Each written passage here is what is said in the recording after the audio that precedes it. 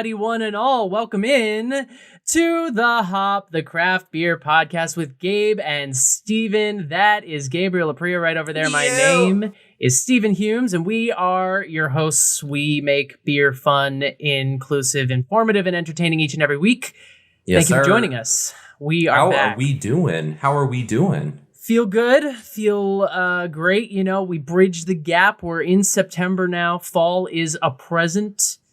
It's starting to feel less like Satan's Kitchen in New York, as I would like to say. So it's nice that it's starting to get a little cooler, starting to get a little more breathable. We're going to start seeing a lot more Oktoberfest and Fest beers and that of the nature. Pumpkin beers are coming. Those are always fun. Coming down the pike. Yes, sir. It's been a weird weather week in California. I don't know if you've seen the headlines, but it's been a little toasty, a little warm out here. We had like triple-digit weather, and then we ended the week. Oh, my God. And then Friday comes, and I'm like, is it raining? Which, when you live in Southern California, like when I first moved here, I turned on the news, and there were like newscasters being like, it's going to rain. And I would make fun of it. I was like, that's news. But when you live here long enough, that really is real. You're like, is it raining right now? And I go outside. Wait, what? Come to find out, it was a tropical storm that hit off the coast of Baja, causing like torrential winds and rain for 2 days. It's been a weird week, man. My God, are you okay? You good? I'm fine. I'm in the middle. I'm in central, LA, so I just sort of watch it from afar. But all that to say, I could use a drink. And, yes, amen. And we're going to a California brewery, actually. Come to think of it, we're going to Casa Agria, a brewery out of Oxnard, Cali. Local, sort of, to me. Oxnard is just outside of California. It's in California, just outside of Los Angeles. We're hitting them up. Gabe is bringing the noise. I'm bringing the funk, if you will. Gabe's got some classics. I've got some weird beers. So 4 beers, lots to do. I was just shocked I was able to get this brewery out here. So here we go. Yeah, I saw this. I said, ring-a-ding-ding, let's get it. So we're really excited. Thank you guys for joining us. So if you are not engaged with us already, get engaged with us. It's at the HO Podcast, Instagram and Twitter. You can hit us up by email if you have suggestions or requests or anything of that nature. Our email is thehopod@gmail.com. You can find us on Facebook. You can find the show on YouTube if you'd like to watch the show. Just search for the Hop, a Craft Beer Podcast. Once you've found us, I would suggest you subscribe and click the bell so that you get notified when things are happening. And wherever you listen to the podcast, whether it's on Apple, Spotify, Google, whatever your platform of choice, please be sure to follow us there and to rate and review. It's the best way to get the word out about the show. We really appreciate it. And if you just want to engage with us personally, Gabe is at Gabe867. I am at Shakespeareist on all the platforms. Find us. Like us, give us the thumbs up. Let us know what breweries to hit up next. Let us know what breweries to repeat. Let us know what kind of weather you're experiencing. If you're in the middle of the country, what's it like? Is it sunny? Is it cloudy with a chance of meatballs? Nobody knows. Tell us. We love you. We're here for you. And with that, let us do some news. Beer news. Okie doke. So Sapporo has officially closed on the acquisition of Stone Brewing. We reported on this a while back. They were or are purchasing Stone Brewing. The closing has happened. So now Stone Brewing belongs to Sapporo, or the Japanese company that owns Sapporo. So the deal's done. It's not going to be a whole Maui Brewing Modern Times situation. We're not getting any of that drama. Yeah, we'll let you know if anyone backs out, but it seems like it's going forward. Harpoon Brewing has re-released their Dunkin' beers. Their Boxo beer is coming out with Dunkin' Donuts. They do this every year. And we have some new additions to the mix. The Harpoon IPA is back. But we have this year a pumpkin spiced latte ale. We have, which I think was in there last year, right? That's if it wasn't the same, it was very simple. They always have a pumpkin something. So yeah. So in the mix pack, what you're gonna get is these 4 different beers, and then the IPA donut is coming back on its own. But they have a new Dunkin' Coffee Roll Cream Ale. Fun coffee and cream ale. I'm interested. They have a Dunkin' Cold Brew Coffee Porter, which is similar. I might need to get that because I love me some cold brew. Similar to one they had last year, I think. And then they have, and I'm not a fan of this, but they have a hazelnut blonde stout. I was just about to say, Steven, don't eat it. Don't eat it. But what I love about that, though, is that it is a golden stout, something you rarely see in the world of beer. But there are some good ones out there. And when you get a beer like that, if you've never had it, it's like, it's golden color. It looks like an ale, just sort of a golden ale or a blonde ale, and then you drink it and it tastes like a coffee stout. It's a trippy experience, man. It's weird, but it's awesome. I think we should do this again. We did it 2 years ago, and I have to say, obviously, some beers were better than others. Oh my God. But it was really fun. You know, Dunkin' Donuts with beer, like it just doesn't happen. And so we rose to the occasion, and I remember there was a Boston cream one, very good. Mm-hmm. And as much as I love blueberry things, blueberry flavor, blueberry anything, the blueberry one was a big swing and a miss. That was like, whoa, no. Well, the brewery agrees with you because it got the axe. But it got canceled immediately. Yeah, I'd be down to do it again, but we have a problem with that hazelnut one. That's an issue for some of us. I got you. And then what else is happening? Oh, Bell's Brewery has expanded its distribution network. And we don't normally comment on distribution news, but I did just want to mention that they're now available in the great state of Montana! Yeah, Montana. It took this long, but now you can get your hands on Bell's Brewery. Congratulations, Bell's, on your new footprint. I'm sure. And if you're just joining us for the first time ever and wondering why we like Montana so much, we don't know either. If that drop doesn't make sense to you, join the club. You'll fit right in. Doesn't make sense to us either, but here we are. All right. First item on the news and notes, Allagash is opening a new tasting room, 2024. But the production is going to stay in Portland. They've agreed to purchase a 7-acre plot of land in Scarborough, Maine, which will house the new tasting room. It will replace the existing tap room, which is in Portland, Maine. Side note, go to Portland. A lot of fun. Great time there. It will be within the Downs, a 524-acre, quote, mixed-use live work play community. It's located about 15-minute drive away from Allagash's Portland operations. Like I said, all the production and packaging will remain in Portland. We love Allagash. Great brewery. Great beers. Great vibe. Great atmosphere. So anytime they want to expand and try something new, we're all about it. We all want to do it. So we're looking forward to that. We're hoping there will be more new beers soon, and we'll keep you updated on that. Yeah, Allagash is just one of those sort of staples of the beer community, and so it's great to see them expanding. We love to see breweries expanding. Normally, we have to come on here week after week and talk about breweries the opposite of expanding. So correct. So good for you, Allagash. We had them on early days, so it might be time to revisit some main action in the beer world. Yeah, because we had the Tripel, we had the White, we had another I think just a regular pale ale, but they've got a lot of weird shit, and I would love to see what else all the weird stuff what they got cooking. Yeah, so check it out. Check out Allagash. If you're not hip to Allagash, get on it. All right, there's a new beer collab in the world. And we wanted to talk about it because this is something we love. It's beer for a cause, and we always support these if we can. This one is called Drinking in Another State. It's a collaborative effort being led by a group called Beer is for Everyone. It's an advocacy group that works to champion diverse voices in the beer industry.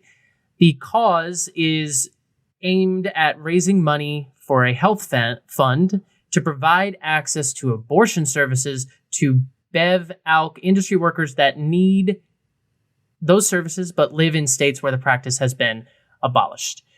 So let me just say off the bat, we recognize this is not a political podcast, and we recognize the hot button nature of this topic, but we're here to report the news, and this is a beer collab that we feel deserves to be known about. So it's inspired by a meme. There was a meme that went around the internet shortly after the Supreme Court decision came down early in the summer, and the meme said, if you're a person who suddenly finds yourself with a need to go drinking in another state, a state friendly towards drinking, just know that I will happily drive you, support you, and not talk about the drinking trip to anyone ever.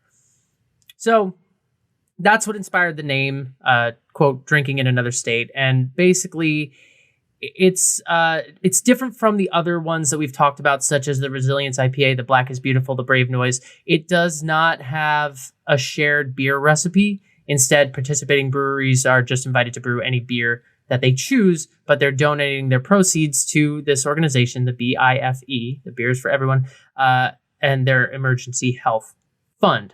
Currently, there are about 40 breweries that have signed up to be a part of this. You know, breweries, especially in heavily affected states, are very interested in it. If you're interested in reading more about it, beerisforeveryone.com is the company's website, and you can read about the initiative there. There's plenty of information. There's plenty of bullet points, and there's also a list of other things that breweries can do to get involved and sort of ways that you as a consumer can support, whether it's purchasing the beer, just donating, or just donating directly to the cause or something like that, if you'd like to do so. So we love Beer for a Cause. We're happy to see it. And as we always say, if you see it, you should buy it. Just buy it. Who cares what it tastes like? I'm sure it's great, but buy it. A beer for a cause that got started by a meme. 2022. Right. No, it's awesome. It's really cool to see, and we will keep you informed on the beer. This one doesn't have any sort of details about like ABV or anything like that, but we'll keep an close eye out and report as we go forward. Because the breweries can brew any beer they want. So it's going to range in sort of what you can get, but which makes it different from the other beers, but it's definitely worth looking out for. So who's going to brew the 15%? Who's going to step up? Looking at you, Firestone Walker. Bang! Exclamation point! And speaking of segue. Perfect segue. Very good. Firestone Walker is getting in the football game, so to speak. They are introducing their Cal Poly Gold. It's their official craft beer of Cal Poly, which is California Polytechnic State University. They are introducing it for the football team. They will debut the beer at the Mustangs' first 2022 home football game, which already happened on September 10th. It will continue to be available at all the athletic events where concessions are sold. This is a collaboration effort. To quote the brewery, Cal Poly graduates have always played a vital role in the ranks of our brewing team and elsewhere in our brewery. That's from the co-founder, David Walker.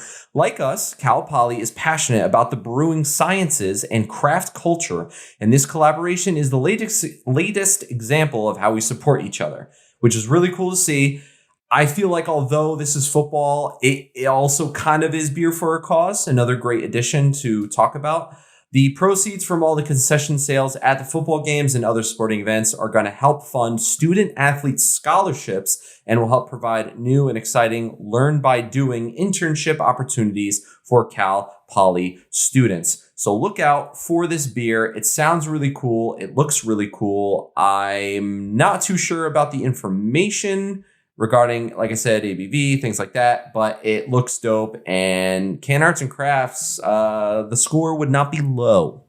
And it has been an exciting week. Gabe was forbidden from speaking of football on this podcast today, but if you're on YouTube, you can see what I'm wearing and see how happy I am, but we'll just leave it at that. It was a rough weekend, but it was delightfully refreshing to have not only the NFL, but also the college games. I'm not really a college football guy generally, but due to my life circumstances, it's been thrust upon me. And so life circumstances, going to a school where they have a good football team. Oh, poor me. They didn't until I graduated, and now they're good. Okay. All right. They can hang. Gabe, we got a lot of beer to drink. Let's toast it up.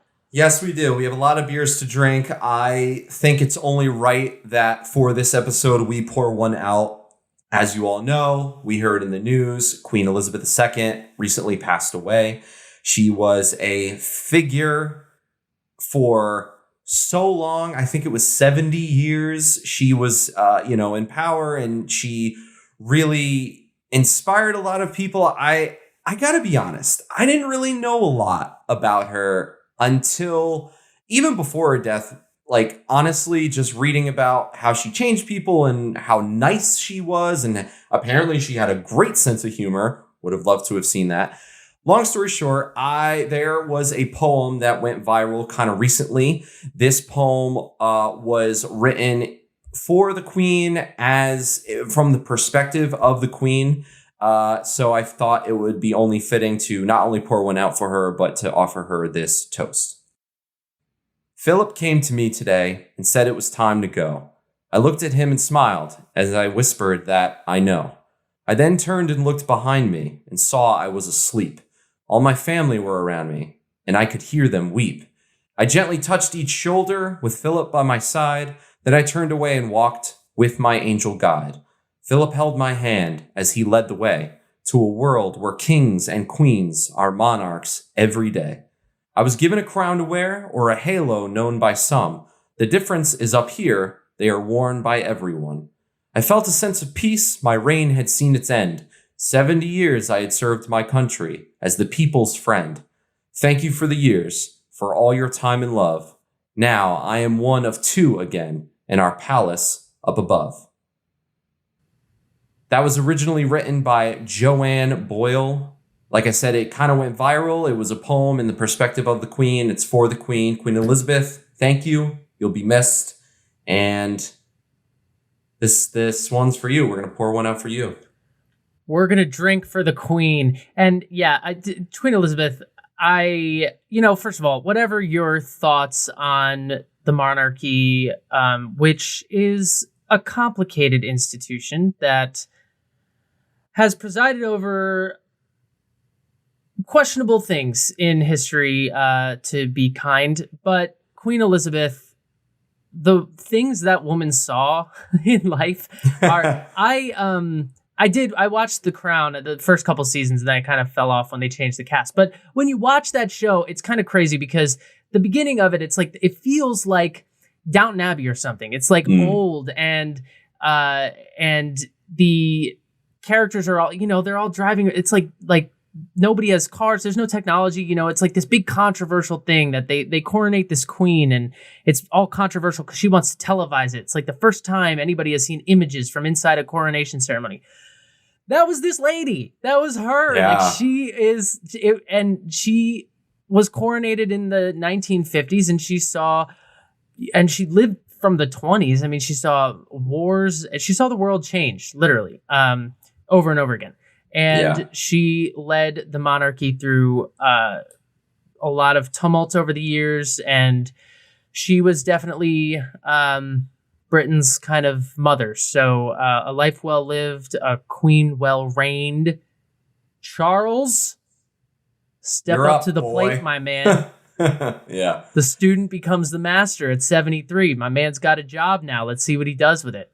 Let's see what he does with it. All right. That's enough of that. Let's go drinking.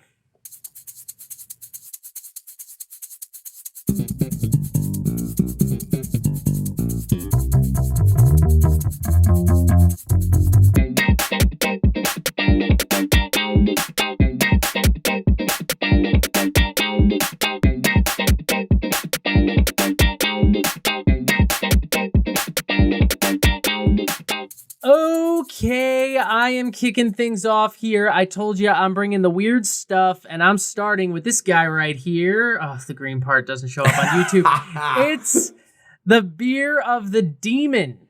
It is an English-style, dark, mild ale, and it was brewed to celebrate an album release. More on that later, but that's fun. It came out in about March or April of this past year.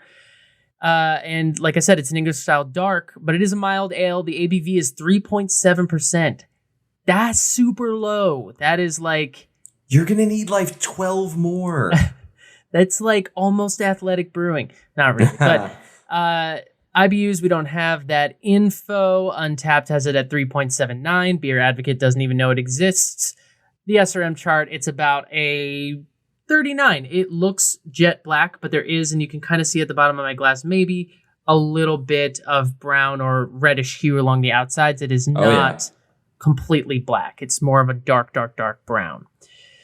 From the brewery, Beer of the Demon is an English-style dark mild ale brewed with heritage English barley, chocolate malt, and crystal malt. This collaborative brew was made to celebrate the release of Night Demon's new album release, Year of the Demon, an old-school brew that pairs best with old-school metal.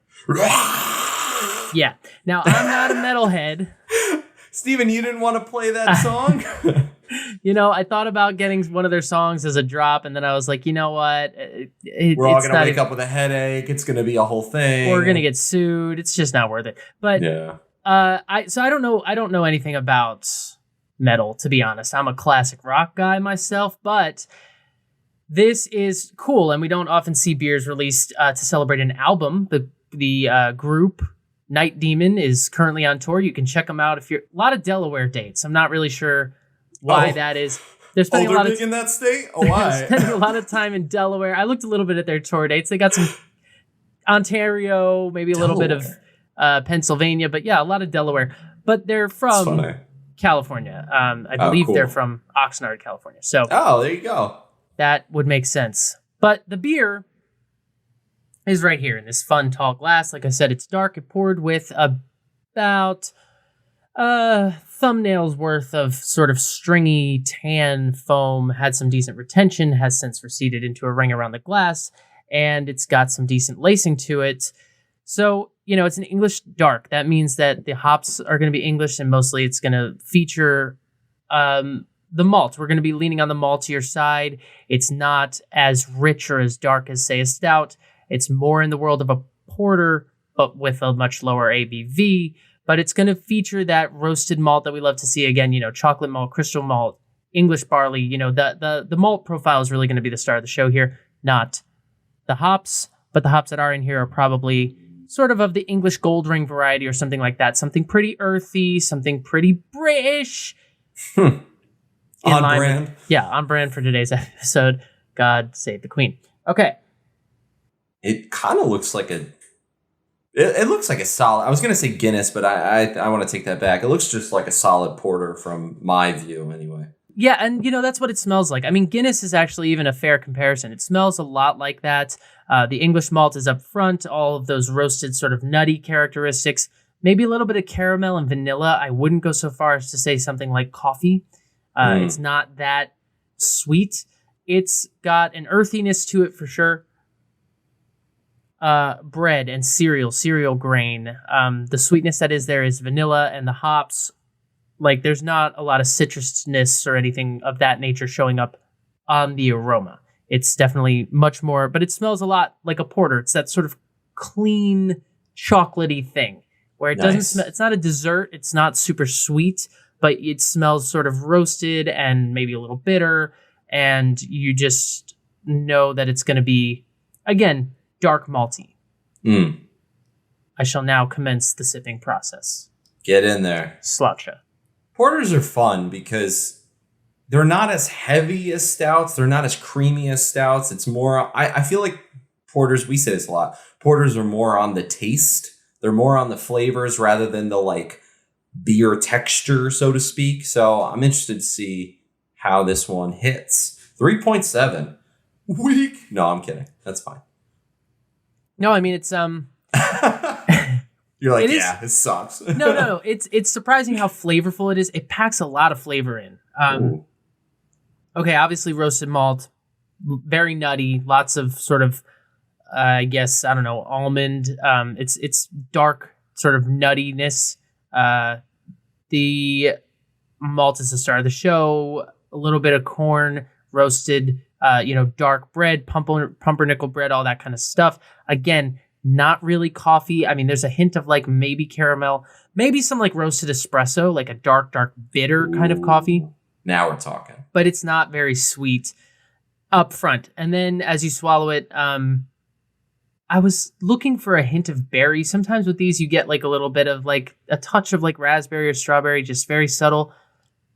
I don't get a lot of fruitiness really at all. What there is a hint of vanilla, and I think even more so when I swallowed it, because there's not an alcohol punch or any of that sort of like boozy quality. It is pretty sweet on the finish, and in an interesting way. There's this just like touch of maybe marshmallow or vanilla or something just behind it that is unexpected but fun. Interesting. In the mouth, again, I said it's surprisingly flavorful. It's very, very drinkable. I mean, I wouldn't call it crushable because of the style. I think crushable, we think, like a Pilsner. Or it's not a what do they call session beer, Yeah, no, this is a lot of flavor to just slam. But that said, it's definitely easy drinking. And the alcohol content is obviously super low. I don't think it's like thin or watery or anything like that. It's sturdy, medium bodied and flavorful and very, very good. It leaves the mouth with like a lingering, bitterness that's sort of like if you just ate some like burnt popcorn or something burnt like that would just sort of that bitterness lingers in your char. mouth. Yeah. But I mean, I wish I was listening to some heavy metal music right now. Honestly, dude, it's just yeah, it does that to your taste buds. That whatever that was, awesome. It's really good. I have to say, I became one of those metalheads. I think for like 2 weeks, and then honestly, I joked about it earlier. It hurt your ears. Yeah, I was started getting headaches. I was like, I need some low, chill, fun music. Not like, listen, there's a place. I don't know how you feel about Andrew WK, but that song "Party Hard," that's on the gym playlist for sure. I get going to that, but not all the time. Yeah, I don't want to shit on anybody's fun, but it definitely, I find a lot of it to be a little assaulting to my ears. I find it slightly unpleasant, but that's just me. Other people have their hobbies. Look, that's the beautiful thing about music. We all love what we love, and we all hate country. There's one thing that's unanimous. Yeah, suck it. But this is it's just interesting because it's like Beer of the Demon. Like it's supposed to be like the artwork on it is like it's like things coming down from above. I expected when I saw Beer of the Demon, I'm like, oh God, what am I in for here? And then 3.7%. It's like, oh, interesting that's the way they chose to go with it. But maybe they just didn't want to get a bunch of metalheads really trashed at their brewery. Maybe they were afraid. That, or they're like, these guys got to drink it on stage and they need to pay attention. They can't be slamming 12% and ripping the guitar solo. They're going to be playing the wrong instruments. I like it very much. I also just like that we have this style on here. This is a style. I told you I'm here to bring the weird today, and this is the first of those, and it's just not a style we see very much of. So I got that side covered, and I'll be done with this like before we finish this episode. I'm gonna slam this right now. Slam it. One touch it. Just yeah. All right, I'm tagging in. I'm going back to the normal stuff, but I'm still really excited for it. I've got the Camp Comfort Hazy West Coast IPA. I saw West Coast and I said, ooh, gimme, gimme. This one looks fun. I've read a few reviews that say that as well. And it's made with one of my favorite hops. It is 6.8%, no IBUs to speak of. Beer Advocate gave us a big middle finger. Untapped gave it a 3.81 on the SRM chart. Here it is in the glass. If you are on YouTube, it is very hazy, very cloudy. Cannot see through it. I would give it maybe between like a 7, 8-ish. It's darkish yellow on the color. Has a great head retention. Nice soft little pillow of white. Looks very soft and pillowy. From the brewery, That Home Away from Home. This hazy West Coast IPA is one of the creature comforts perfect while far from home or in your own yard. Camp Comfort is dry hopped with a tropically dank blend of Citra, Galaxy, Simcoe and Strata camp in comfort with our Camp Comfort. Good wordplay. Well done. I'm going to give a sniff. Time to go camping. Yeah, this is the point where Steven comes in to just rain on the old word parade, and I would just like to say hazy and West Coast are two conflicting terminologies, and also Citra, Galaxy, Simcoe, and Strata. Citra and Simcoe, for sure, are associated more with New England IPAs than West Coast IPAs. Strata, not so much. That is more of a West Coasty thing. Galaxy is a wild card. But one of my favorite hops. What are we doing with the terminology, people? I'm talking to the beer world as the universal we right now. I'm just like, what? Hazy West Coast? Those are different things. Make up your mind. Stop taking look, the West Coast IPAs are bitter. The hazy IPAs are from New England. They're not Northeast IPAs. They're not just hazy IPAs. They are New England IPAs. They belong to the fine people of... All right, let me get off my soapbox. How does that smell? It smells hot. It smells like a West Coast. It smells hoppy. It smells citrusy, but it smells really hoppy. It smells really earthy. I don't think we're going to waste any more time. You can get back on your soapbox because I'm going to take a few sips. Great. Yeah, I just, I certainly don't mean to say that West Coast breweries can't brew hazy IPAs, and I, to a degree, understand why they don't call them New England IPAs, but we have to come up with a way where we can differentiate between these styles, and to us, the beer drinkers, hazy IPA, New England IPA, those things mean this. Juicy IPAs, those things mean one thing, and then you have your hoppy IPAs, which are the general term is West Coast. So because it comes from the days of like Sierra Nevada, which is a West Coast beer, or, going back to, Pliny is obviously a very famous one. There are plenty of famous ones that come from out here, and the IPA was made popular, I guess, first out here, and it was bitter, and so, I don't know, when I just see hazy West Coast, it drives me crazy, but that's just me. This brewery's great. Please patronize them. How's the beer, Gabe? So, we've got a West Coaster, for sure, but I was expecting there's something that the haziness, however they got there's something that it does to the beer that points it in a different direction. It's definitely a West Coast style. It's definitely hoppy. It has so I think I can taste the Galaxy hops because I don't know what it is, but there's something I really love about the taste and earthiness about Galaxy hops. I think they work really well. I think they give a different taste on the beer, and I really enjoy it. And so I can taste those really straight up. I'm not really getting a lot of citrus on the taste. I was getting it more on the smell.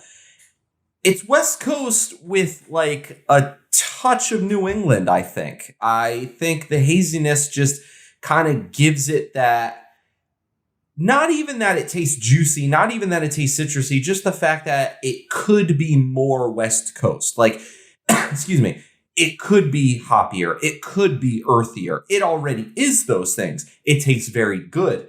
It's surprisingly very easy to drink. There's not a whole lot of battling carbonations. It has a solid bitterness. It has a dry finish, but it's kind of easy to drink. It's 6.8%, so ruh-roh, but it's nice. I like it. It's lively. It's fun. It's a West Coast IPA that won't make you feel like full or like bloated, or it might go well with dinner. Do you find it bitter at all? A little bit. Yes, there's a little bit of that bitterness. It's all on the back end. When you first taste it, when it's in the mouth, as it's going down, not really. On the back end, it's there. As I said, I was expecting more. It could be more if you want it to be. The fact that it's, on a scale from 1 to 10 bitterness, it's, 7, 8-ish. So like it could go over more. But I think the haziness kind of pulls it back a little bit and makes it humble. Yeah, Humble's the word I'm going to use. if I had another soapbox to get on, it would be all breweries. I would like you to all, forever and always, please list the IBU information on your websites. We would to know, because when it comes to an IPA specifically, I mean, the other styles, it doesn't matter as much. But when it comes to an IPA specifically, if you're not familiar, the IBUs mean International Bitterness Units, and those are basically, they're not completely accurate or scientific, but what they are is just a generally agreed upon language. And there's a different one in Europe that kind of correlates, but it's an agreed upon language to discuss how bitter a beer is. So if you're drinking, and generally they fall in line with the ABV. So if you're drinking a 7% ABV beer and you drink, and it's got 70 IBUs, that's what I consider to be a classic West Coast. Like a Sierra Nevada Pale Ale, or their Torpedo is a little bit more bitter, but a Pale Ale I think is around 6% ABV, and it's got 60 to maybe 58 IBUs. So if you were drinking this, it's 6.8%. If you told me it was, 50 on an IBU scale, then yeah, maybe it's more New England than West Coast. If they said it was 68, then I'd be like, all right, well, that's in line with West Coast. Maybe it's a hybrid. I don't know. But it's hard to tell without that information. That's okay. Yeah. But I like it. It's fun. I could see myself drinking this at a campfire late at night. It's when's the last time you went camping? Oh, it's been a minute. I have to say, I went camping growing up with my family all the time. I really liked it. We had like one of those pop-up tents. You crank it and slowly just gets bigger and it becomes a tent. Like you attach it to your car. There are like beds in there. It's like a whole thing. But I haven't been camping in quite some time. I think where I'm at in my life now, if I were to go camping, I would need some sort of enclosure. The whole idea of like, just grab a sleeping bag, sleep under the stars. No, mosquitoes really like me. So I'm going to need some sort of like closure, maybe a pillow, but I'm down to go camping. Yeah, I don't like to hang out in places where I can't flush a toilet if I use one. That's just me. Also, where do I charge my phone, No, I'm kidding. You don't. Turn your phone off. All right, let's talk about the brewery, because now that I've just, bitched about stuff for a while, but they are a great brewery. They were founded originally in 2014. I mentioned they're in Oxnard. Oxnard is in Ventura County. It's kind of like just outside LA. It's like a place where if you live in LA, but you don't want to live in LA, like you're like, maybe your job's in SoCal or something, but you don't want to be in the Los Angeles. It's outside. It's like suburbs of that sort of. We commute. Yeah, you can for sure. Its full name is Casa Agria Specialty Ales. They describe themselves as a boutique brewery focused on mixed fermentation, farmhouse style ales, barrel aged wild ales, and yeast driven India pale ales.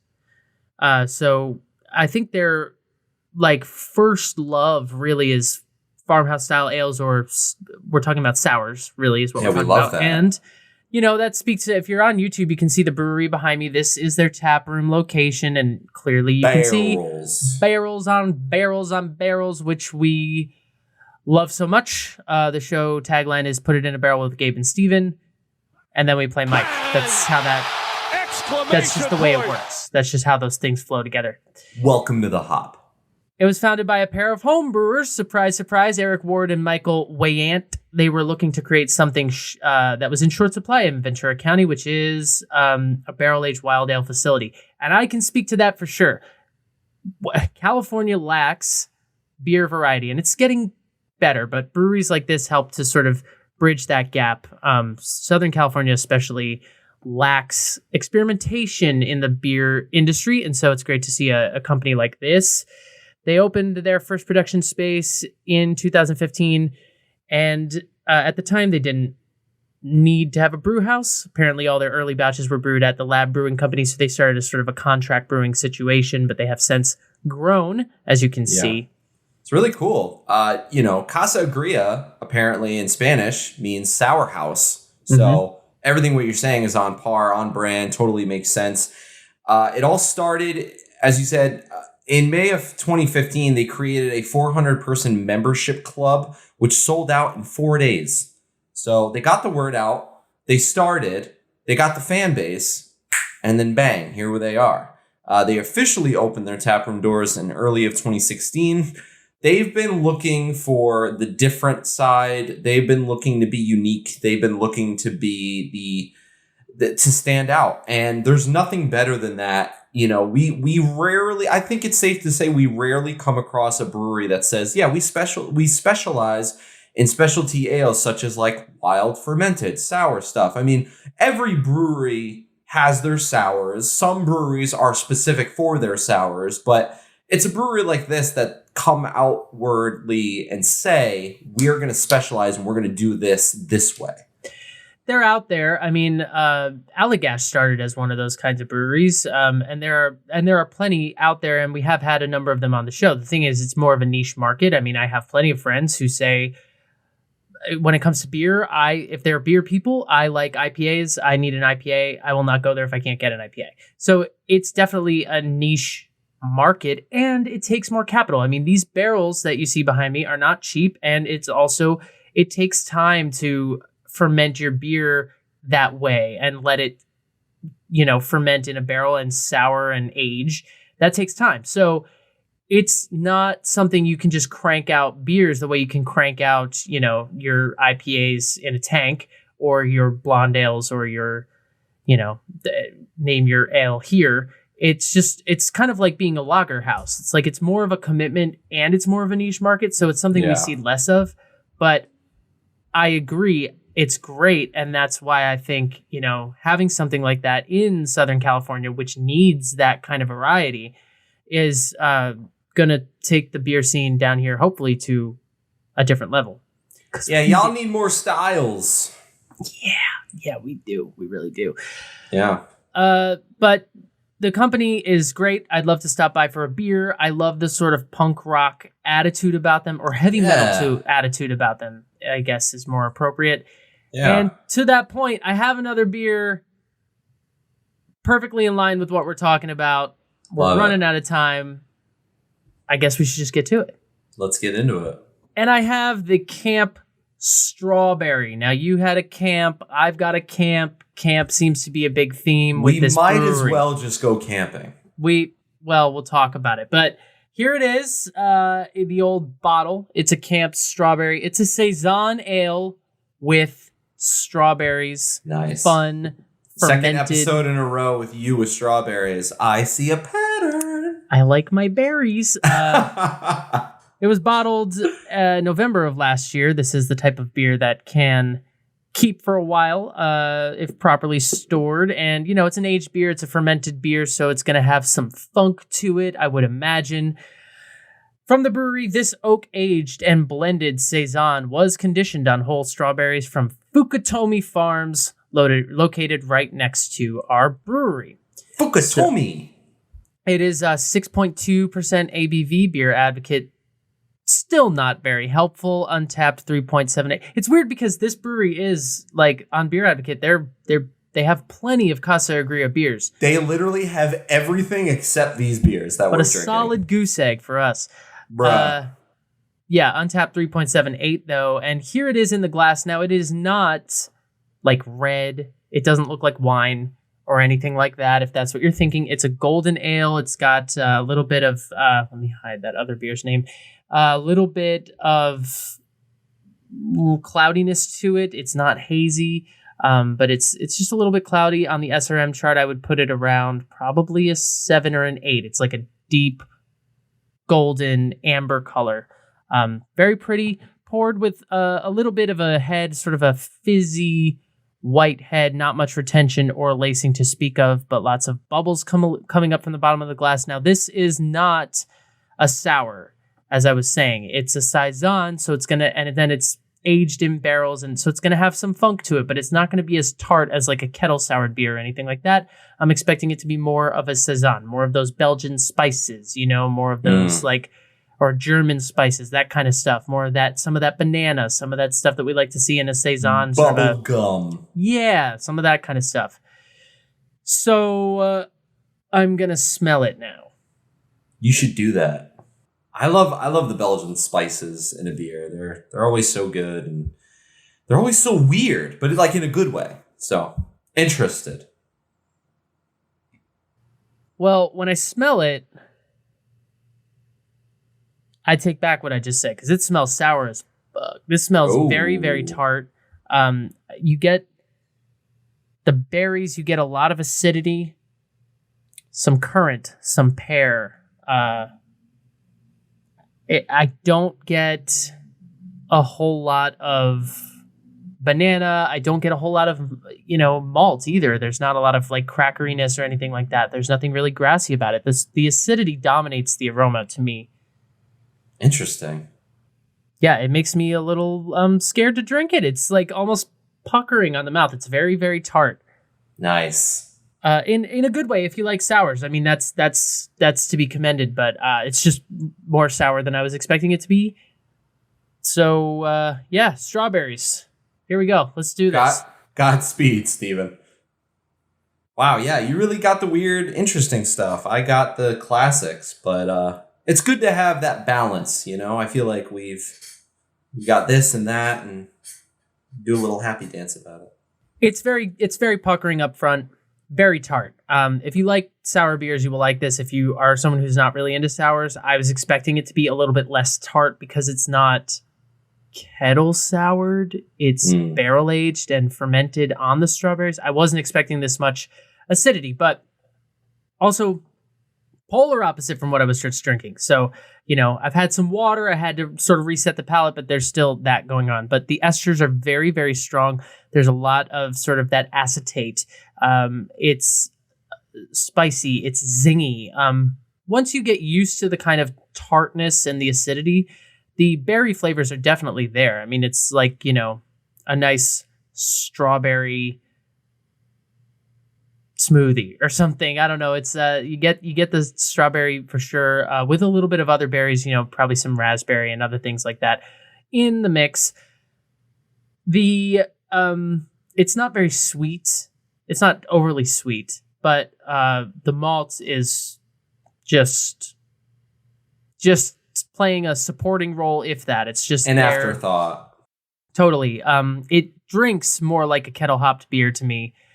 Again, very, very tart. Just it's a sour. I mean, let's just call it what it is, and a very good one. I love the berry flavors, but it's all about the strawberry.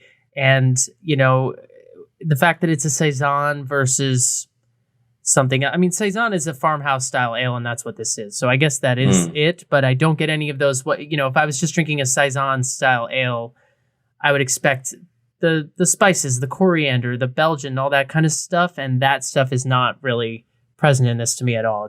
It's all about them strawberries. So sour lovers, take note. Casa Agria in Oxnard, California is doing your thing. Hell yeah. Is it my turn? Am I tagging in? Let's do it. Let's get back to the norm. Yeah. Let's get another West Coast IPA up in this bitch, because why not? This one's not hazy, though. This one's not hazy. I've got the Zeros to Heaven West Coast IPA. This is, I believe, one of their more popular ones, and I am excited for it. 7%, no IBUs to speak of. Beer Advocate gave it a 412.59. I'm kidding. They have yet to review it. Untapped gave it a 3.83. And the SRM chart, if you're on YouTube, this one is not hazy, but cloudy. It's got the same color as the first one I had pretty much. So I would put this between like a 6 and a 7-ish. Pretty yellow, darkish straw yellow on the color. The note from the brewery says, Zeros to Heaven, a tasty modern riff on the classic West Coast IPA. Brewed with barley and Dexton malt, we dry hopped this with a bunch of Simcoe and Strata backed up by Citra. Steven, get that argument. It's ready. Catch a cool one wherever the coast takes you.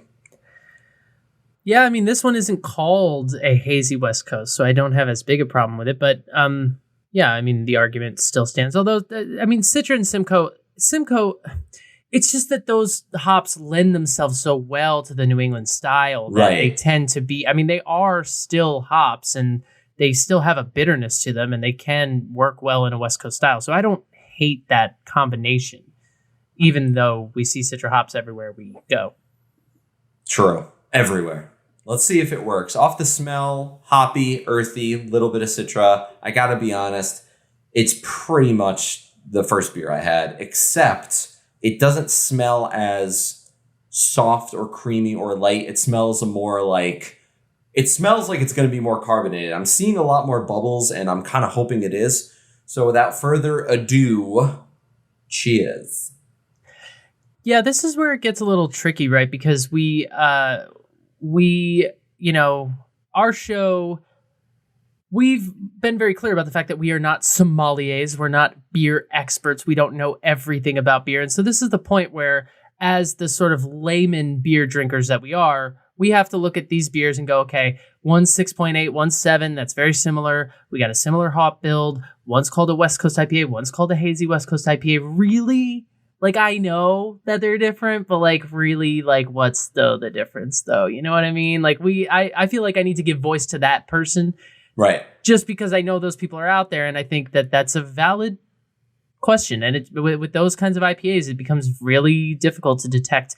There are subtle differences. I don't mean to take that away from the art of beer making at all. Mm-hmm. But I've been in breweries where I'm looking at a board and I'm going, all right, listen, man, you got 8 double IPAs up there and they all say 8% ABV. Can you please explain the difference? Like, I know different hops and stuff, but like, really, can you tell me pick your favorite? So the first one over here, and they probably go into a whole tangent, I bet. That's where the inclusive thing comes in. Anyway, how's that beer? Yeah. It's good. This is more of a West Coast than I was expecting with the first one. The first one had me kind of like, yeah, it's a West Coast, but it's tinkering the other way. This one's like, nah, we know who we are. It's got that good carbonation as I wanted it. There is a low to medium bitterness on the finish, but there's nothing wrong with that. I don't think it needs any more or any less. I think it is what it is. I am getting a little bit of citrus now that I think about it and recognize it.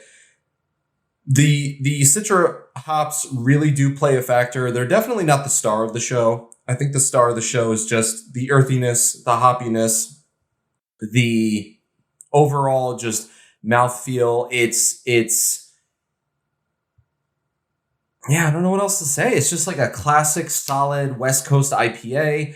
I think this is the type of beer that can kind of work almost anywhere. I wouldn't not drink this in the summer. I wouldn't not drink it like in the winter, maybe not camping, but it definitely has a place in this world. I enjoy it. I think it's the malt presence is a little bit more forward than I thought it would be. Again, nothing wrong with that, just pointing it out, and that's cool. All for it. And we normally rank, we kind of haven't been going off of those, but if I had to choose between the two, I think I would pick this one over the other one. The other one was great. It was solid. It was fun. But this one is more of familiar. This is more of what I know, what I experience, what I like. And it just tastes more like if you put these both in front of me and said, which one do you think best represents the West Coast style? Zeros to Heaven right here. Love it. I'm down. Great. I will let us leave it there because time is a ticking. It's a jam-packed episode, and Bob is just like begging to get on the mic. So, I mean, we got to let the man in. Here we go. You're in. Bob, come here.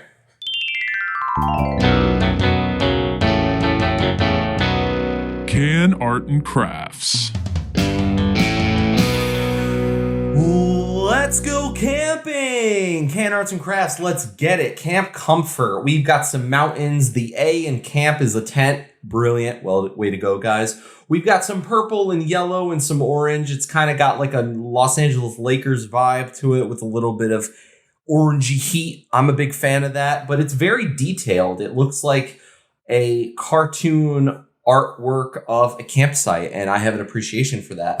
Zeros to Heaven is literally a type stylistic art, but it looks like a sunset or sunrise, however you want to look at it. But the world in maroon, orange, and purple, and then black, those colors kind of come across. It's kind of simple, but also intricate at the same time.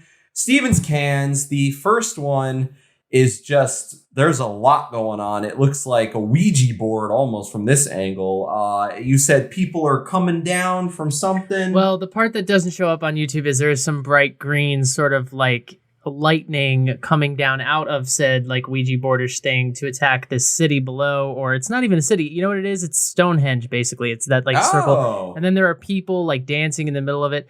You know what? Check the Instagram for this one because this is intense. And then you've got a big ass bottle of strawberry. Yeah, there's just strawberries and another little tent. They love the camping theme. I really like it. Your beers first. The first one, the Metalhead 3.7 guy. I'm going to give that a solid 9.7. I think that's interesting. There's a lot of moving parts. There's a lot going on. The strawberry, I'm going to give a 9. I really love the big ass strawberries with the tent. It looks really cool. It's very bright. The Camp Comfort, I'm going to give an 8.7. It's light. It's bright. There's a lot going on. It looks like a campsite, which is cool. The Zeros to Heaven, again, it's simplistic, but it's also intricate at the same time. It's also simple, but also depending on the type of artist you are, I feel like this is the type of can that you see in a museum and the real artist head stare at it for like 2 hours and they're like, what does it mean? So that's going to give it a little extra point. It's going to give it a 9.5. Those are my scores. Bob Ross is here. He showed up. He's ready to go camping. Steven, if we go camping, you know, we have to obviously we're bringing Bob, yeah. Because he's never going to let us hear the end of it if he doesn't come with us. But that's that. That's what it is. And that is another great edition of Can Arts and Crafts.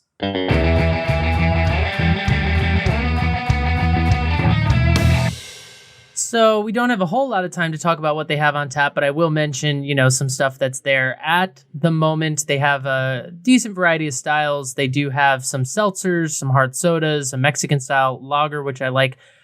IPAs for days. Hell yeah. I already know what Gabe's going to say is his favorite, and I already know that I hate that one, but I'll throw out their peaches and cream Fruitoletta, which is an imperial sour with peaches, brewed with lactose, peaches, and marshmallow. But it's a sour. But it's 8% ABV, and it's imperial. I'm interested. Wait, which one's my favorite? I would have guessed you would have thrown out the Vagabond Breakfast.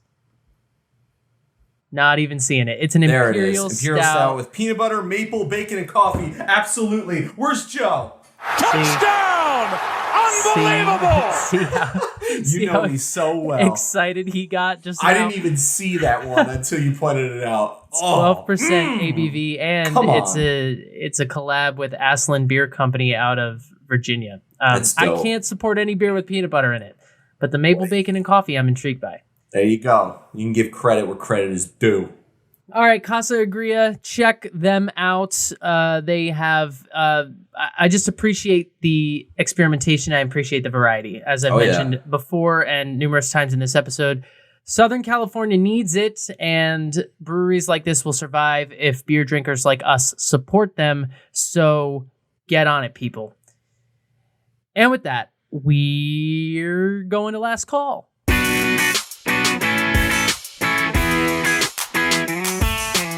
Last call. So very on brand. Before we say anything else, let's give a shout out to Keenan Thompson, who appears in that last call segment right there and hosted the Emmys this past, well, it's tomorrow for us, but it was this past Monday for y'all. We would talk about it, but we don't know what's going to happen. But shout out to Keenan. Good job hosting the Emmys, we think. He's the man. We love him. We hope it goes well. Anyway. Sticking on brand, forever may she reign. Let's talk about the Queen. Remember earlier when I said she had a sense of humor? Well, apparently she liked to prank Americans, which what European wouldn't? Why not? Why the hell not? So basically, long story short, the story goes, she has a house she has a Scottish estate. It's where she spent most of her time. It's where she liked to relax, get away from everyone, do her own thing. There was a couple. They were visiting. They were going on a walk. She was walking the grounds with now Mr. Man in power, King Charles III. They were hanging out, and she was not dressed in her fancy hats or her crown and pole, whatever that thing is called. She was dressed in literally, okay, I'm going to say it and I don't want to be disrespectful, but she looked like a grandma. Let's be real. Yeah, she's got the scarf going on. She's got the shawl. Yeah. She's dressed down for the day. Let's put it dressed that way. down. Yeah. Let's put it that way. Great. She's dressed down. They're walking the grounds and this couple walks by and basically they meet them and they're like, oh, like, do you live around here? And she basically is like, oh, yeah, I have a house, estate kind of nearby. It was American man and woman. They were just visiting.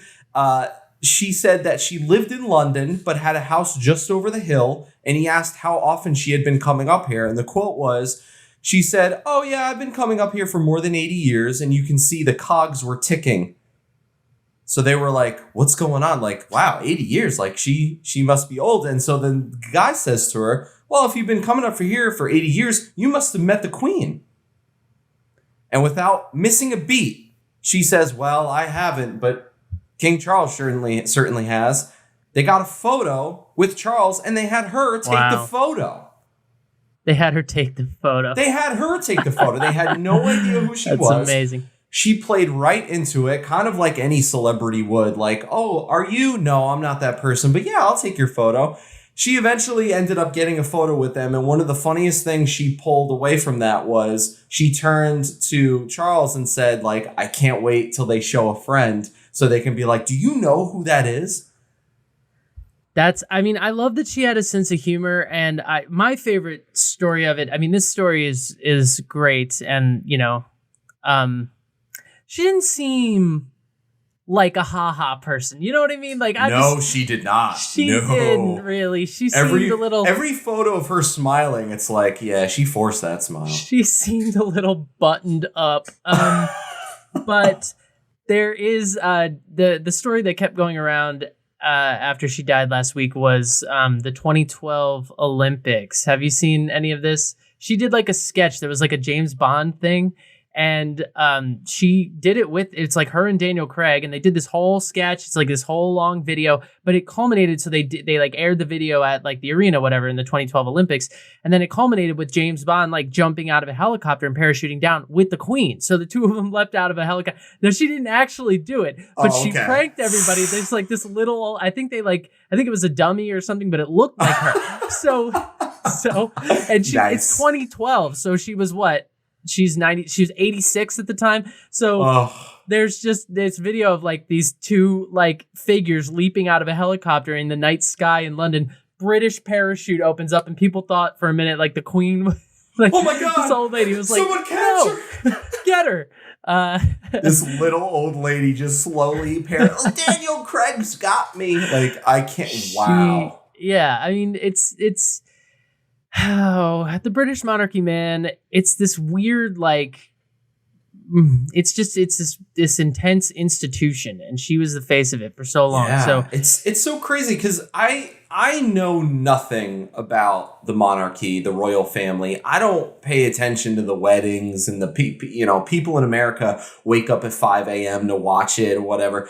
I don't watch The Crown. It's not that I'm not opposed to it. It's on my list. I haven't gotten there yet. So I don't really know a lot about it. So just seeing certain things and videos, photos, like exactly what you said, she seemed very like, well, she's royalty. She can't laugh, it's like, no, take it seriously. So I would love to just like sit down and have a beer with her and be like, so like, what's the craziest thing you ever done? Like, let's be real. I won't say anything. I think the craziest thing she ever, based on the portrait I saw of her in The Crown and what I know of her, I think the craziest thing she'd ever did was if she ever had like a glass of wine. That woman she was, put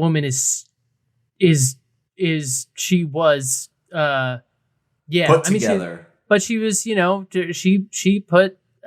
she committed to put the British people and the position she was in and the institution of the monarchy first in her life, and that's what she did, and it's to be commended. I don't think she was having a beer with nobody. Okay, I don't think even. Man, we could have been the first. Her fancy hats. Oh my God. There's Welcome a to photo. the Hop with Gabe and Steven. We've got Queen Elizabeth here today. Get down, Queen. This might be disrespectful.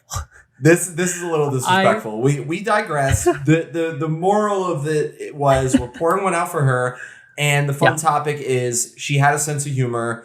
She pranked some Americans, as she should have, and let's all give it up for her. This one's for her, and that's that.